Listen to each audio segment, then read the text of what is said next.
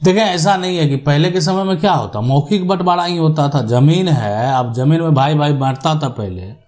दादा जो है, परदादा जो है, जमीन को जो बांटे अपने भाइयों में, तो जो भी किए मौखिक किए। अब जो बेईमान थे वो बेईमानी भी किए, तो अपने नाम पर जमीन भी करवा ली। ऐसा भी हुआ, बहुत सारे मामले देखने को मिले हैं।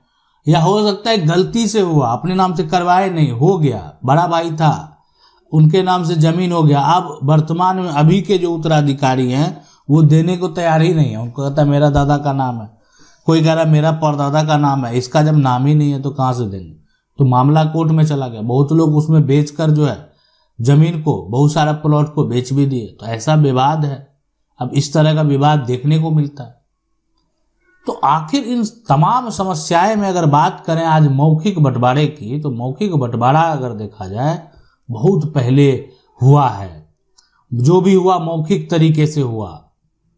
तो आज क्या होगा?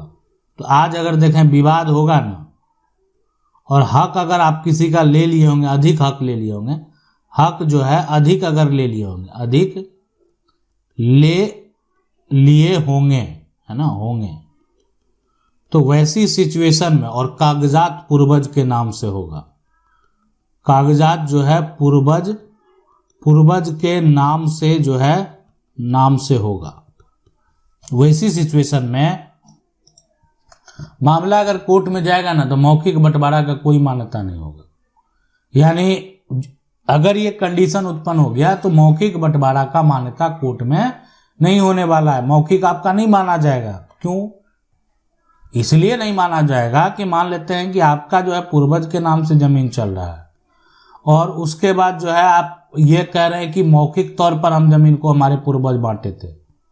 लेकिन ऐसी सिचुएशन में आज जो सवाल है कि 1883 के पहले मेरे दोनों दादा के बीच मौखिक बंटवारा था। अब 1883 में सर्वे के बाद जो है यहाँ पर एक खतियान में दोनों का नाम है ना, और एक जो है यहाँ पर जो है दोनों अलग अलग हैं। तो क्या छोटे भाई के खतियान में बड़े भाई का हिस्सा होगा? बिल्कुल। देखें, छोटे भाई का खतियान में बड़े भाई का हिस्सा का मतलब नहीं है। जैसे भी बंटवारा हुआ, संपत्ति समान होना चाहिए। संपत्ति जो है वो समान होना चाहिए। कहने का मतलब ये है कि ठीक है, बड़ा भाई का नाम छूट गया है, छोटा का नाम दर्ज हो गया, तो छोटा का नाम दर्ज हो गया तो बड़ा का भी नाम दर्ज होना था। जब पैतृक पूर्वज से संपत्ति प्राप्त हुआ है या उसी समय संपत्ति जैसे भी हुआ, तो वैसे सिचुएशन में उसको देखा जाएगा। ठीक है, छोटे भाई के नाम से जो है ना, ये कैसे दोनों अलग अलग हो गए? छोटे भाई का नाम जो है खतियान बना,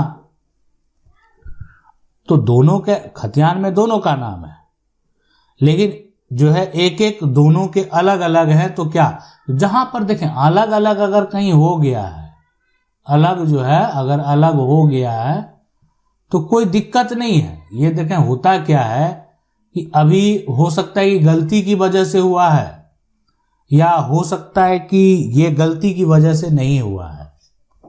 ठीक है, ये गलती की वजह से नहीं हुआ है, ये अलग अलग इस प्रकार से जो है आप कह सकते हैं जानबूझकर जो है हुआ है, या अपने नाम पर करवाया गया। वैसी सिचुएशन में देखें लड़ाई का वजह जो है ना, जैसे ढूंढेंगे मिल जाएगा।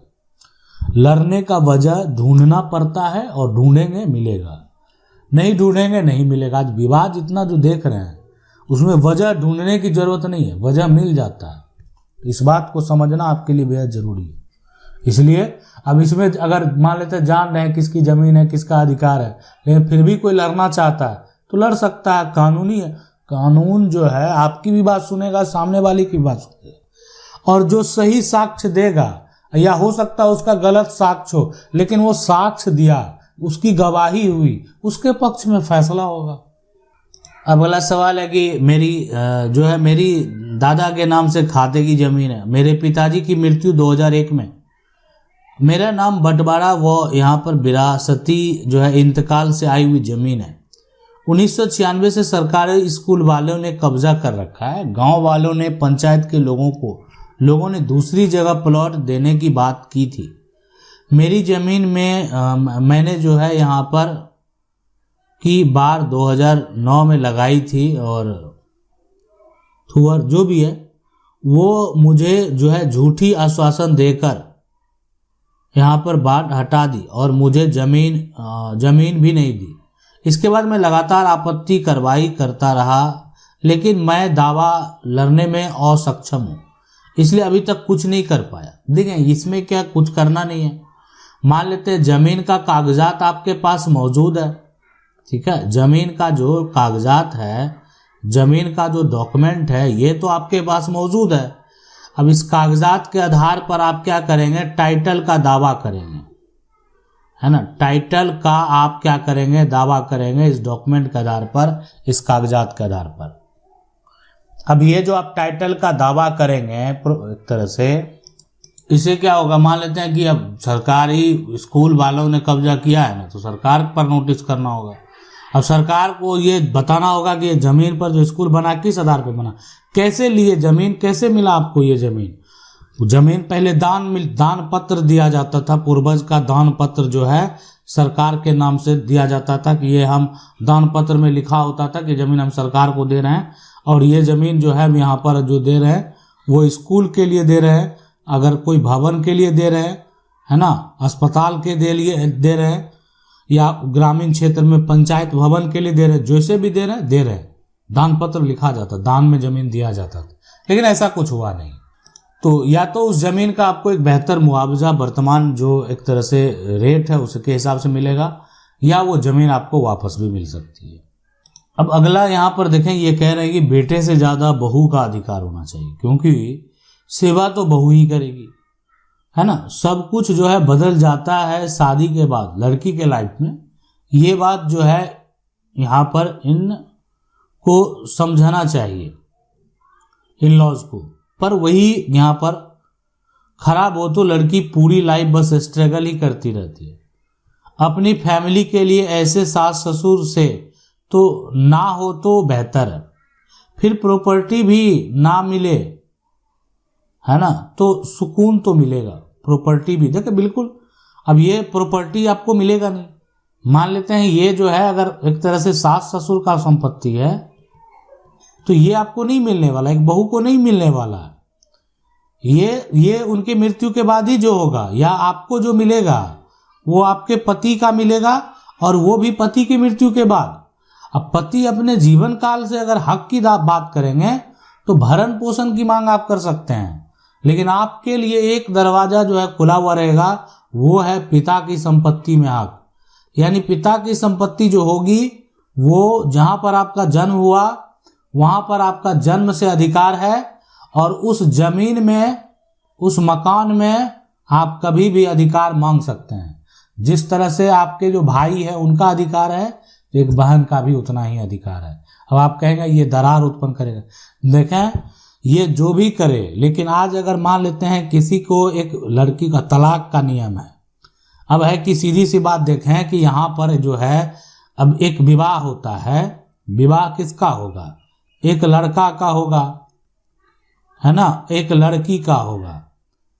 अब विवाह जो है, अब लड़का कहाँ रहता है, जहां उसका जन्म हुआ, लड़की कहाँ रहती है, जहां उसका विवाह हुआ।